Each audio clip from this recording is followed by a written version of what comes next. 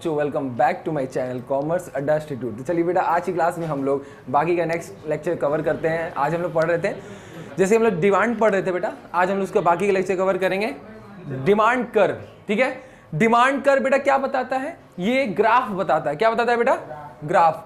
वो भी किसका ग्राफ बताता है? ग्राफिकल रिप्रेजेंटेशन किसका? डिमांड शेड्यूल का। जो टेबल हमने कल बताया था ना इससे पहले, तो शेड्यूल का जो आपका ग्राफ बना के शो किया जाएगा, that is called graphical representation. ठीक है, demand curve is a graphical representation of a demand schedule, is called demand curve. ठीक है, second, it is the locus of all points, all the points. ये क्या करता है? हर पॉइंट्स को show करता है, showing the various quantity of commodity that a consumer is willing two by at various level of price. अलग अलग price के अकॉर्डिंग वो क्या करता है? डिमांड करता है। कौन डिमांड करता है बेटा? कंज्यूमर डिमांड करता है। ठीक है, फिर उसके बाद assuming no change in the other factor, change in quantity of demand आपने पढ़ा था ना। Change in quantity of demand क्या बताता है? कि जैसे जैसे प्राइस चेंज होता है डिमांड वैसे चेंज होता है। Other factor remain constant, same रहते हैं, उसमें कोई बदलाव नहीं आता। तो वही चीज बेटा इसमें बता रहा है कि ये जो डिमांड कर्व है वही है, change in quantity of demand ही है, जिसको ग्राफ में शो किया जाता है। किसमें बेटा? ग्राफ में। लेकिन अदर फैक्टर चेंज होंगे? नो। समझ गए? इसमें प्राइस और डिमांड, प्राइस बढ़ेगा डिमांड घटेगा, प्राइस घटा डिमांड बढ़ा, तो उसका एक ग्राफ में शो करना, that is called demand curve. पहला इसमें आता है बेटा इंडिविजुअल डिमांड कर्व, एक दूसरा हम लोग पढ़ेंगे मार्केट डिमांड कर्व। दोनों में क्या है? ग्राफिकल रिप्रेजेंटेशन है। इंडिविजुअल डिमांड कर्व में एक कंज्यूमर डिमांड करता है। कितने कंज्यूमर बेटा? एक कंज्यूमर, और उसका जो ग्राफिकल रिप्रेजेंटेशन करते हैं उसको इंडिविजुअल डिमांड कर्व कहा जाता है। जैसे देखिए, it refers to the graphical representation of individual demand schedule. जैसे जरा देखिए, यहां पर आपने एक टेबल मान लीजिए बनाया था। ठीक है, टेबल में आपने क्या बनाया था? ये प्राइस था और ये डिमांड था कि नहीं था बेटा? तो आपने बताया कि प्राइस घट गया 5, 4, 3, 2 और 1। ठीक है, समझ गए? डिमांड क्या था? बढ़ रहा था 1, 2, 3, 4, 5। तो बेटा एक चीज ध्यान दीजिएगा, जब ग्राफ बनेगा तो आपका एक्स एक्सिस में डिमांड रहता है, क्वांटिटी ऑफ डिमांड कहां रहता है? एक्स एक्सिस में, और वाई एक्सिस में क्या होता है? प्राइस होता है। तो ध्यान दीजिए, प्राइस पहले 5 था, जब प्राइस 5 था तो डिमांड कितना था? 1। तो प्राइस पहले 5 था तो डिमांड आपका 1, तो यहां डॉट बना। प्राइस उसके बाद 4 हो गया, डिमांड 2 हो गया। प्राइस हो गया 4, डिमांड हो गया बेटा 2। ये देखिए यहां बन रहा है। ठीक है, यहां देखिए बन रहा है कि नहीं बन रहा है? फिर प्राइस 3 हो गया, डिमांड भी 3 हो गया। देखिए हुआ कि नहीं हुआ? इक्वल हुआ कि नहीं इक्वल हुआ? देख रहे? फिर प्राइस 2 हुआ, डिमांड कितना हो गया? बढ़ गया। प्राइस 2 हुआ, डिमांड 4 हो गया। देख रहे? प्राइस 1 हुआ, डिमांड 5 हो गया। तो बेटा ऐसे जो ग्राफ बनता है ये डिमांड का ग्राफ है। अभी आगे इसके बाद एक चैप्टर हम लोग पढ़ेंगे, एक चैप्टर आएगा जिसका नाम है सप्लाई। सप्लाई में ऐसे बनता है। ठीक है, तो ये चीज ये क्लियर रहेगा। तो फिलहाल आप ये चीज दिमाग में रखिएगा कि डिमांड का ग्राफ ऐसे बनता है, प्राइस घटेगा डिमांड बढ़ेगा। ठीक है, ये हमने शो कर लिया। इंडिविजुअल डिमांड कर्व में एक इंडिविजुअल व्यक्ति, एक कंज्यूमर का डिमांड को ग्राफ में शो करते हैं। किस में शो करते हैं? ग्राफ में। यहां तक कर ली जाएगी। तो चलिए युवराज देखिए बेटा, उसके बाद हम लोग पढ़ेंगे मार्केट डिमांड।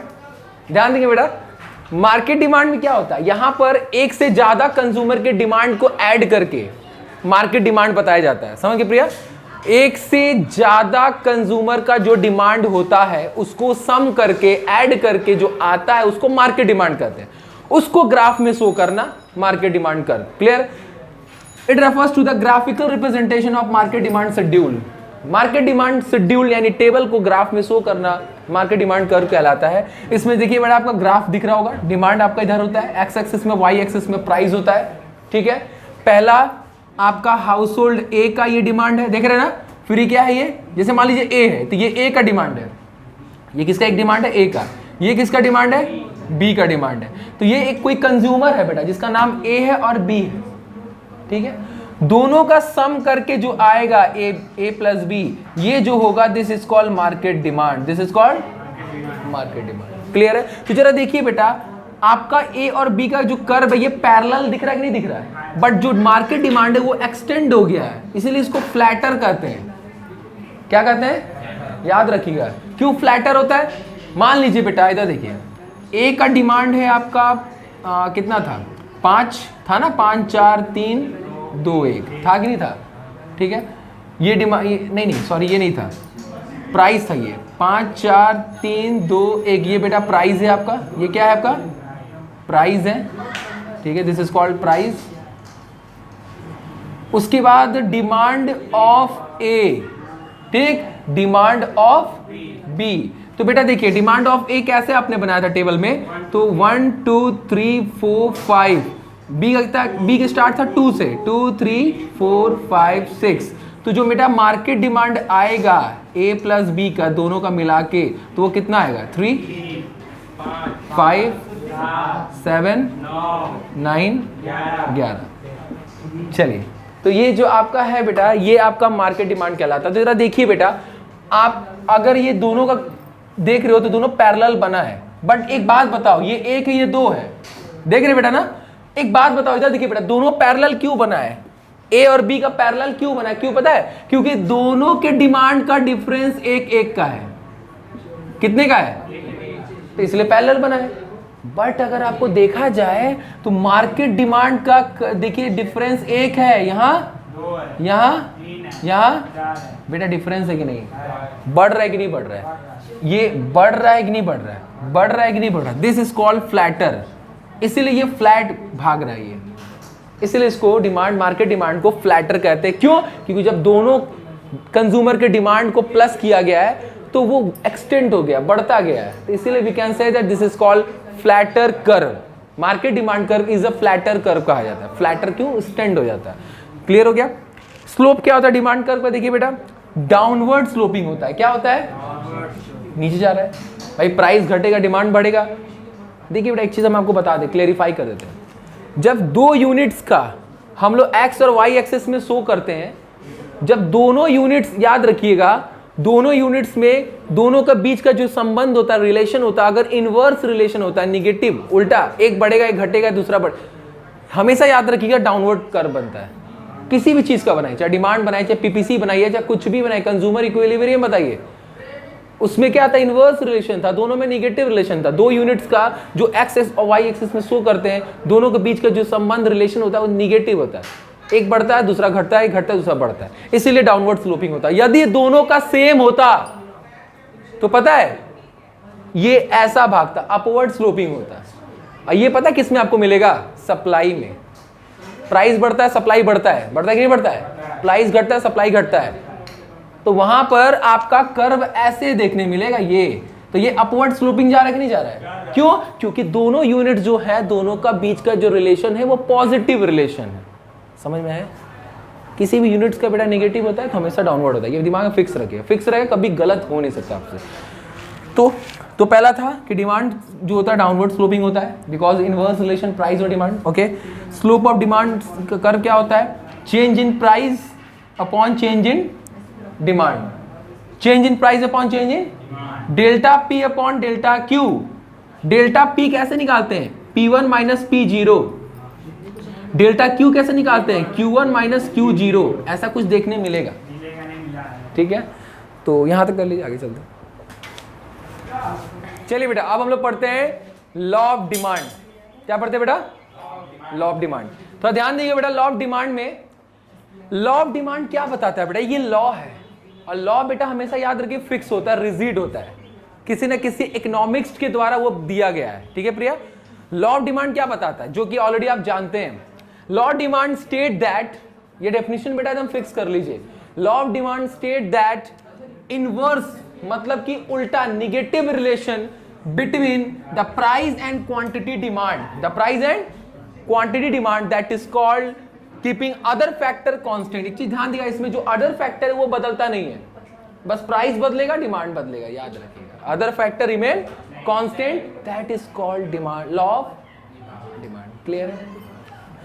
अच्छा, अगर आपसे सप्लाई का डेफिनेशन पूछा जाए, लॉ ऑफ सप्लाई प्रिया, तो लॉ ऑफ सप्लाई में क्या होता है बेटा, इधर देखिए पॉजिटिव रिलेशन होता है ना, तो क्या डेफिनेशन बन सकता है लॉ ऑफ सप्लाई का। Law of supply state that positive relationship between price and quantity of supply and other factor remain constant, that is called law of supply. ठीक है, अभी लॉ ऑफ डिमांड पढ़ रहे हैं, निगेटिव इनवर्स रिलेशन है, ध्यान दीजिएगा। इसमें आपको एजम्पशंस बेटा आपको अच्छे से समझना है। एजम्पशंस में क्या बताता है दिव्यांश, कि अदर फैक्टर कांस्टेंट होते हैं, अदर फैक्टर नहीं बदलते हैं। क्या, जैसे कि price of substitute goods. Substitute goods किसको कहते हैं? ऐसे गुड्स जो एक दूसरे से क्या होते हैं, जैसे दोनों का क्वालिटी सेम होता है, बस ब्रांड अलग होता है। जैसे व्हील सरफ और सर्फ एक्सल। व्हील सरफ का अगर प्राइस बढ़ेगा तो भाई उसको कोई खरीदेगा, तो डिमांड किसका बढ़ेगा, यानी कंज्यूमर सब्स्टिट्यूट हो जाएगा किस पे, व्हील सरफ, सर्फ एक्सल पे, सॉरी, समझ में आए? तो ऐसे गुड्स जो ब्रांड अलग हो, क्वालिटी सेम हो, उसको कहते हैं सब्स्टिट्यूट गुड्स। और वो क्या होता है, डू नॉट चेंज, उसमें कोई बदलाव नहीं आएगा। बेटा जितना ये पढ़ रहे हैं ना, ये अदर फैक्टर है, और अदर फैक्टर रिमेन कांस्टेंट, मतलब सेम रहता है, बदलता नहीं। तो ये तो क्लियर हो गया। सब्स्टिट्यूट कॉम्प्लीमेंट्री गुड जो एक दूसरे के बिना चल ना पाए, एक के बिना नहीं चल पाए, एक दूसरे पर निर्भर होते हैं। जैसे कार पेट्रोल है ना, टी और क्या बोलते, शुगर है ना, तो ये सब चीजें, तो वो भी क्या होता है, रिमेन कांस्टेंट, बदलता नहीं है। इनकम ऑफ द कंज्यूमर, ये भी क्या होगा, बदलेगा नहीं, सेम रहेगा। टेस्ट ऑफ प्रेफरेंस कंज्यूमर का सेम रहेगा। There is not expectation of change in price in the future, मतलब कह रहे कि हम जो एक्सपेक्ट करते हैं फ्यूचर में बदल जाएगा प्राइस, तो अभी डिमांड करने लगते हैं, वो भी बदलेगा। ये सब चीजें अदर फैक्टर कहलाती हैं। क्या कहलाती है बेटा? These all are the other factor. Other factor, और अदर फैक्टर क्या होगा, कांस्टेंट। ठीक है, क्या होगा बेटा, कांस्टेंट, यानी बदलेगा। एज इट क्लियर और नॉट? उसके बाद जरा नीचे देखिए बेटा, डिमांड शेड्यूल। यहां देखिए बेटा, जब लॉ ऑफ डिमांड आएगा, लॉ ऑफ डिमांड का डेफिनेशन दीजिएगा, एजम्पशंस बताइएगा, टेबल बताइएगा और कर बताइएगा। ठीक है, थोड़ा सा इसको एक्सप्लेन कर दिया, क्या बोलते हैं उसको, ग्राफ को, कंप्लीट आपका पूरा सेंटेंस। जरा देखिए, डिमांड शेड्यूल वही चीज बताता है, प्राइस घट रहा है, डिमांड क्या हो रहा है, बढ़ रहा है, ग्राफ बन जाएगा। डिमांड कर्व क्या होता है, स्लोप डाउनवर्ड। डिमांड कर्व क्या बताता है कि delta price upon delta demand, याद है ना? बस इतना क्लेरिफाई कर दीजिएगा, आपका लॉ ऑफ डिमांड कंप्लीट। यहां तक इसको रखते हैं, ठीक है, फिर बाकी मिलेंगे नेक्स्ट वीडियो में। तब तक के लिए बाय बाय, टेक केयर।